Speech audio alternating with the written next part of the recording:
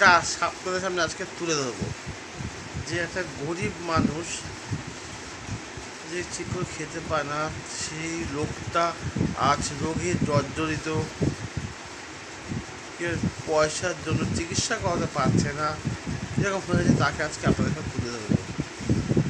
শুরু করার আগেও আবার বলছি, ভিডিওটা যদি আপনাদের ভালো লাগে সবাই প্লিজ লাইক কমেন্ট শেয়ার করবেন বেশি করে। আর যারা নতুন বন্ধু আছো অবশ্যই চ্যানেলটা সাবস্ক্রাইব করে পাশে থাকবেন, যাতে আগামী দিনে আরও নতুন নতুন নিত্য নতুন ভিডিও আপনাদের সামনে দিতে পারি।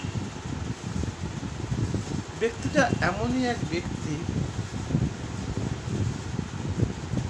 তার কিন্তু একটা সময় কিন্তু প্রচুর ব্যাংক ব্যালেন্স ছিল।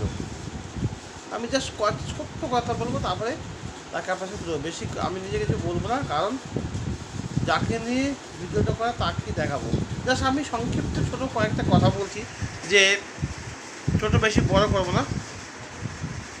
কোনো আর্থিক অবস্থা ভালো ছিল, হঠাৎ একটা অ্যাক্সিডেন্টে তার সর্বস্ব ধূলিসাৎ হয়ে যায়।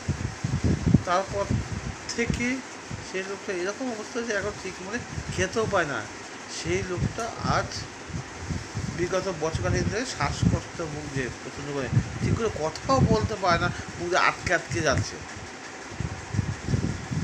দেখে খুব কষ্ট লাগে আমাদের, জানেন তো, যে ওই ধরনের লোক চিকিৎসা করাবে সেই পয়সা দিয়ে করে কোনোভাবে এর কাছে চেয়ে দিয়ে খাওয়া দাওয়া করে। ছেলে মেয়ে আছে, ছেলে মেয়ে ঠিক দেখে না, সবাই ছেলে আছে মেয়ে আছে, যে যা আমরা বিয়ে সাথে করে নিজের সংসার জীবন করছে, অথচ বাবাকে দেখছে না। নিজেদের খুব খারাপ লাগে এই সমস্ত মানুষ দেখলে, চোখ দিয়ে জল চলে আসে, জানেন তো, কষ্ট হয়। তবু আমরা যতটা পারি তাকে হেল্প করি। দেখেন, টাকা পয়সা এমন জিনিস আজ আছে কারণে, কিন্তু এই যে মানুষের যে ভালোবাসা, যে সহানুভূতিটা, এই যে মানুষের দাঁড়ানো, এইটা কটা মানুষের থাকে। আমি আপনাকে ভালোবাসলাম, সাপোর্ট করলাম, পাশে থাকলাম, এই ভালোবাসা চিরকাল আমার বাবা থাকবে, কিন্তু পয়সা দিয়ে কখনো সেটা বিচার হয় না।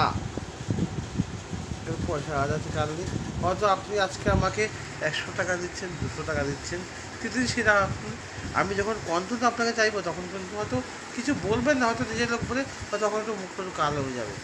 কিন্তু এই যে ভালোবাসাগুলো, এটা কখনো ভুলতে হবে না।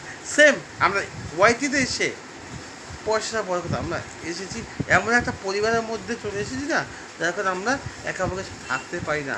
এই জিনিসটা আমার মধ্যে, জানি না আপনার মধ্যে হচ্ছে কিনা আমি বলতে পারবো না, কিন্তু আমার মধ্যে হচ্ছে।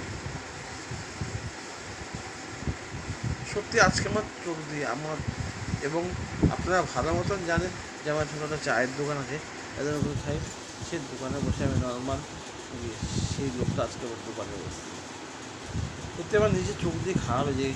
সেই লোকটাকে আমরা আজ থেকে 20 বছর আগে কী দেখেছিলাম, আজকে কী হয়ে গেছে, চোখ দিয়ে জল চলে আসছে, ঠিক করে কথাও বলতে পারছে না, তো আটকে আটকে যাচ্ছে।